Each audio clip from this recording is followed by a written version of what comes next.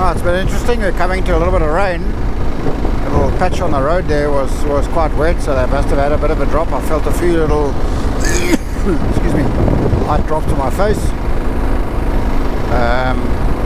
Heading towards Derby, a couple of probably 7-8 k's away. So overall, this I left about 7:30. It's 10 o'clock at that turn off. 2.5 hours. I kind of originally thought, well, 2.5 hours to Groot Marico. So forgetting, of course, that I'm traveling at 80 because it's a nice, comfortable speed.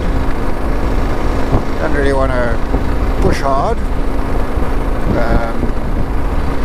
Not sure if you're picking up any rain on the GoPro, but getting some light spatterings coming through.